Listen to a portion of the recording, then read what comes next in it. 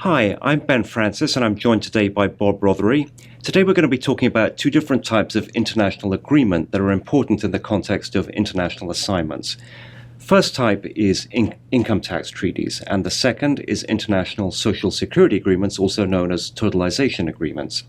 Both of these types of agreements are important in that they foster trade and business between the two countries concerned, and they also can help to reduce the cost of international assignments.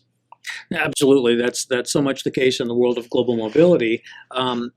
Both kinds of agreements help us to often determine which country has the right to tax a certain amount of income, and in the case of treaties, if both countries can have the right to tax the income, then we have foreign tax credit provisions that allow us to prevent double taxation. And all of these issues are really important so that in the context of an assignment, it helps us to have control over the costs of both tax and compliance. And much of the time, there's cost mitigation as well. Because of the agreements, costs lower than it otherwise would be. Well, there are important differences between these two types of agreements. Income tax treaties typically do not cover social security taxes. That is the role of totalization agreements. Totalization agreements have three main benefits. First of all, they ensure that an individual on international assignment will not pay double social security tax. They will not have to pay social security tax both in their home country and also in the host country. The agreement has the effect of assigning to only one of those two countries the right to impose social security tax. So that reduces the cost of the international assignment. Second, they provide assurances to the individual assignees that they will have no break in coverage. They will have continuity of coverage and that they will pay Social Security tax in one country and then can immediately switch over to paying Social Security tax in the other country. So they have no break in the insurance and other related benefits that they're entitled to under Social Security. And finally, when they become eligible for benefits under one of those two Social Security programs, whether that might be a retirement or disability, whatever it is that causes them to become able to receive benefits, they will receive full credit, as it were, for the payments they've made into the systems of both countries. So if during somebody's working career, they've paid Social Security tax in two separate countries, the United States and Japan, for example, when they come to retire, they will receive what is known as a totalized benefit that takes into account the full amount of tax they paid into both of those two countries, thus enhancing, in many cases, the benefit that they will ultimately receive.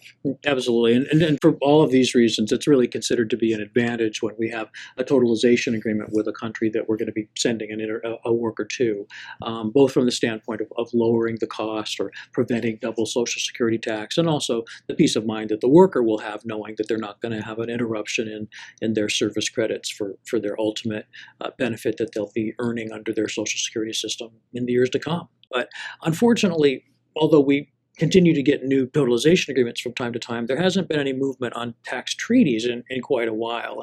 The problem with that is that although the president is mandated to negotiate the tax treaties, that's under the Constitution with the advice and consent of the Senate. And what that means in practical terms is that it's the Senate's responsibility to ratify a treaty. Treaties have to be ratified by both countries before they can enter into force. And since we've had very little movement of practically anything in the Senate in the past few years, all of the treaties that are pending have been bottled up. You can see on your screen that there's a list of 5 countries' treaties, as well as a 6th treaty, Poland, that was recently advanced to the Senate by President Obama. So it is quite a problem that we have this backlog of treaties in the Senate. Hopefully, after the November elections, perhaps the lame duck Senate will feel comfortable with taking up the backlog of treaties, or perhaps with the new Congress in January, we'll see some action.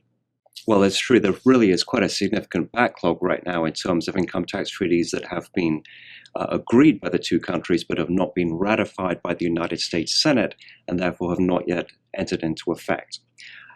Senator Levin, in June of this year, put forward a proposal, a unanimous consent proposal, the proposed effect of which would be to break this backlog and have those treaties come up for ratification by vote in the Senate.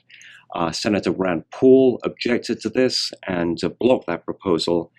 Senator Levin responded that there's now a historically long gap, 3 years, I believe, since the last income tax treaty came into effect. So that really is a significant time lag during which no new income tax treaties have come into effect. And many business organizations think that that is regrettable. They like to see new treaties coming into effect. They like to see older treaties being updated to reflect new business realities. So much for the backlog with income tax treaties. Better news, however, with regard to totalization agreements. We do have a new agreement with the country of Slovakia that entered into effect on the 1st of May of this year. And that has some important provisions. Because this is the first agreement that exists between those two countries, it includes a transitional rule, which will apply to individuals who are already working in one of those two countries. So the fact that somebody's assignment has already started as of May 1st of 2014 will not cause them to lose the benefit of the 5-year certificate of coverage rule, whereby they can work in their host country and not have to pay Social Security tax in that country. The agreement also contains a provision whereby individuals can be assigned from a third country other than the United States or Slovakia. If such individuals are sent to one of those two countries on assignment, they can also be covered by the agreement. So that's an important rule that increases flexibility and allows assignees to move to one of those two countries and still get the benefit of that agreement. Absolutely. We also have a new agreement with Switzerland that entered into force on August 1st of this year.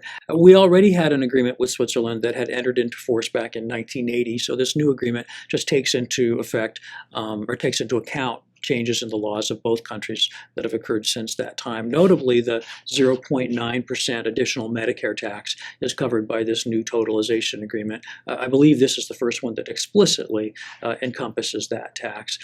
It doesn't encompass the 3.8% net investment income tax. Some people had hoped that it might, but since that isn't part of the FICA law in the US, it's not encompassed by the Social Security totalization agreement. Since the Switzerland agreement is a replacement of an old agreement, it doesn't need that transitional rule that we have in the Slovakia agreement, but it does have that third country rule that you mentioned is in the Slovakia agreement. And how that would work is, for example, if we have a worker from the United States who's working, say, in Argentina, where we don't have a totalization agreement, and continues to be subject to FICA while working in Argentina, if that worker moved directly from Argentina to Switzerland, he would be able to have a certificate of coverage under the U.S.-Switzerland agreement. Under the wording of the old agreement, that wouldn't have been possible.